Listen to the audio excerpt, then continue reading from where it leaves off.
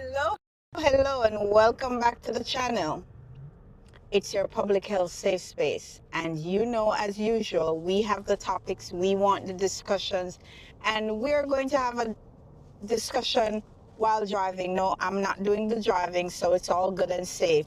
Let's traffic watch while we talk.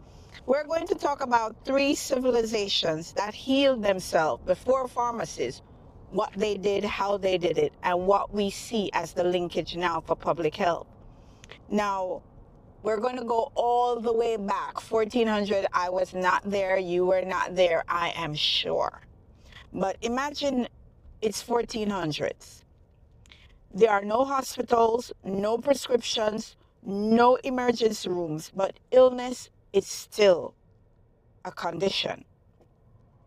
So in where we know now as North America, picture a young hunter returning to his tribe with a deep wound. It's swollen, infected, fever is rising, all the things that come from getting a wound.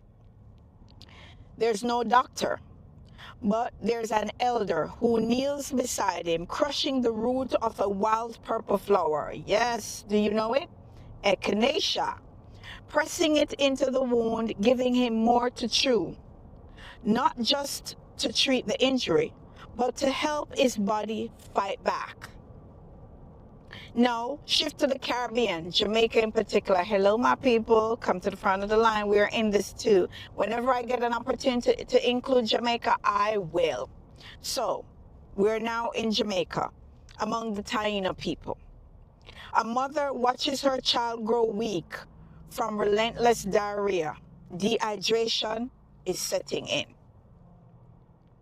She turns to the land, boiling guava leaves into a bitter tea. Ooh, I know this guava leaf thing. My grandmother did it. It is severely bitter. She carefully cools it and you sip it in small portions.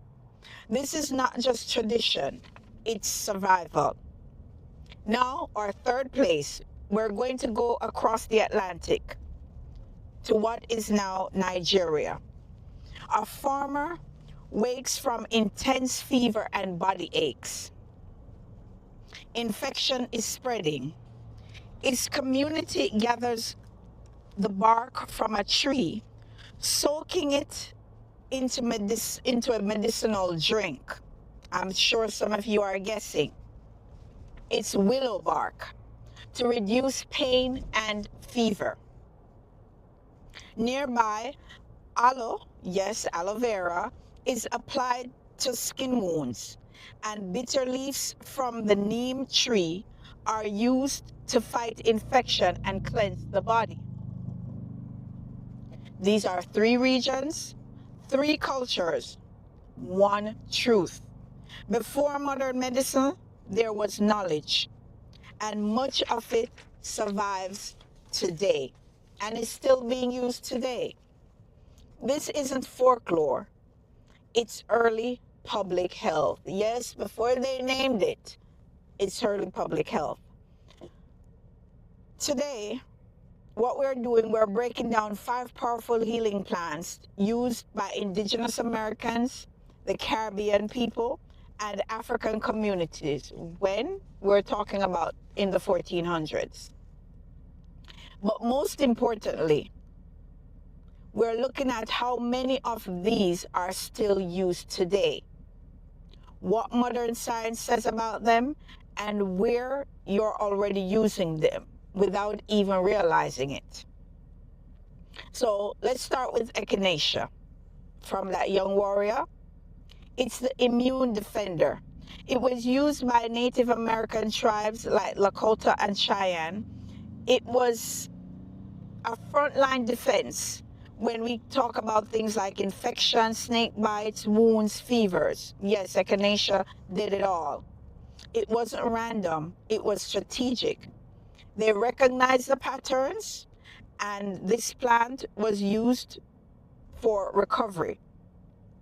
And people recovered most of the time, more often than not. Today, this same plant, Echinacea, is sold as an immune support supplement. They get it in capsules, teas, extracts. You see it in your health food stores. They are commonly used for colds and respiratory infections. Studies suggest, and we're going to give you facts as we always do, that echinacea may reduce the duration of upper respiratory infections and contains compounds that stimulate immune response and reduce inflammation.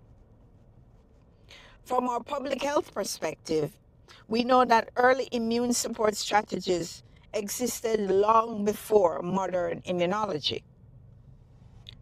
Our second one is the guava leaf. That's the one I know. It's the gut stabilizer. I've had diarrhea as a child, and this bitter thing worked.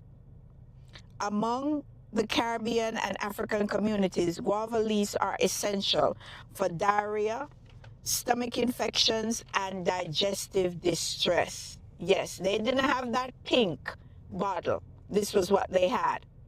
In environments where dehydration could kill quickly, this was life-saving.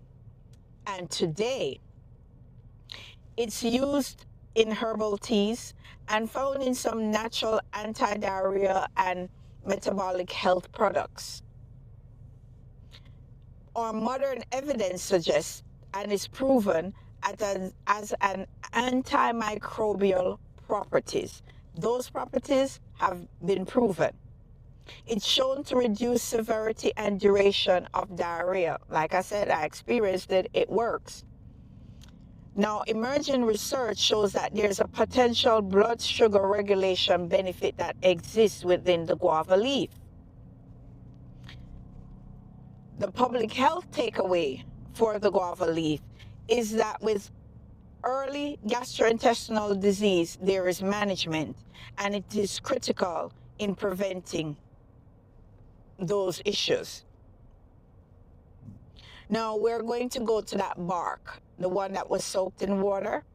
It's that willow bark, the original pain reliever. It was used across Native America and African traditions. The willow bark treated pain, like we said, fever, and inflammation.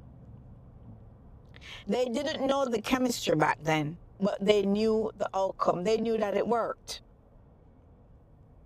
Now today, this is where things get powerful. Do you know that the willow bark is a foundation in aspirin? It's still used in herbal medicine for headaches, back pain, and arthritis. Modern evidence here shows that it's clinically proven and recognized as for its anti-inflammatory effects. Yes, it is. There's a direct link between traditional knowledge and pharmaceutical development when it comes to this one. Modern medicine didn't replace tradition. It refined it and it embraced it. And that is seen here. Now, as far as we're going to go to the skin healer, people know this, the aloe vera. Aloe vera plant is known as the skin healer. It's used in Africa and in the Caribbean.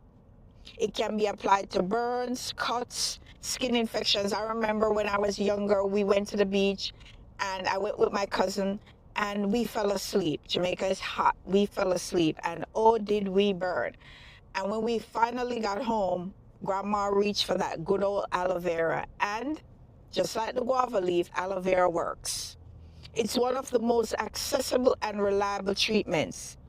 It's found in burn gels, skincare products, and digestive health drinks. Yes, you know you've had that aloe vera drink. It's really delicious.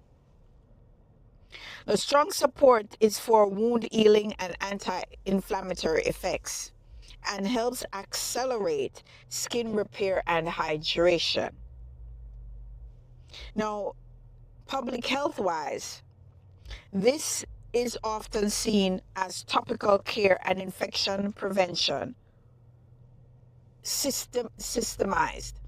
So across many races, many systems, we can go into our pharmacy and we will find aloe vera when it comes to dealing with skincare products. Now we're moving to something that is an unusual plant and fruit, if we call it that, but it's a natural antibiotic. This is the neem, used in African communities and in the Caribbean as well. Neem addresses things like skin disease, infections, oral health, and insect control. It served both medical and environmental health roles. Today, can you believe it, but neem is used in toothpaste, skincare products, and as a natural pesticide. Now, its strong antibacterial and antifungal properties make it perfect for this. It's studied by dermatologists and for oral health applications. For the public health takeaway, this is really early preventive medicine and hygiene combined in one. So we're going to break down what we have here, and we're going to break it down from a modern day perspective. So we have 5 things, and here are our 5 herbs and their modern uses. Echinacea is immune supplements and cold remedies. Check with your grandma, she'll be able to tell you. Guava leaves, herbal teas, digestive support. That diarrhea, I know about it. Willow bark, pain relief. We talk about aspirin development, that's a fact. Aloe vera, we're talking about burn gels, skincare, digestive products. Aloe vera, even as a drink, it's wonderful and healthy. Then our final one is neem.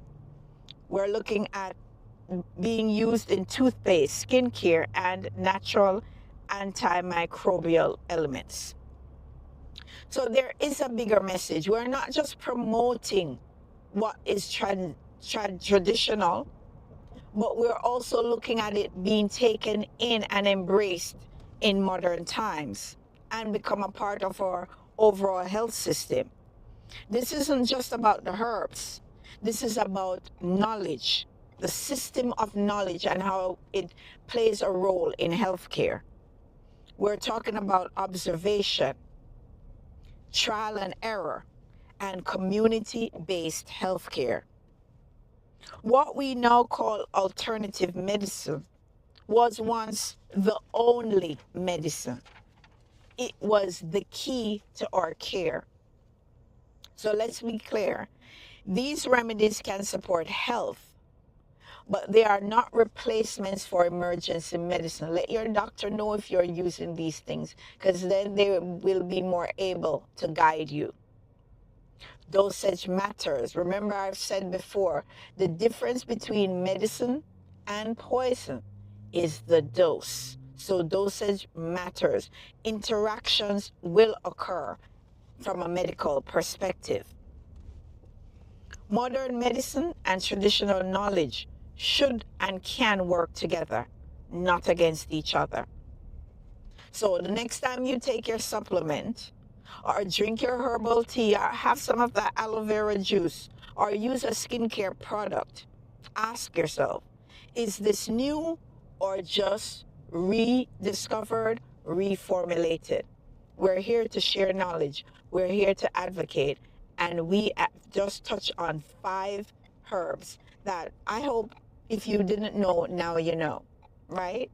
So let me know which one of these have been in your family that you've used over the years, and which one is of interest to you that you would try. Is it that guava for that diarrhea? Is it echinacea? Or is it aloe vera? Or it could be a combination. What would you try and what are you interested in? Until we speak again, like, comment, share, and subscribe. It's a beautiful day. Get out and enjoy it.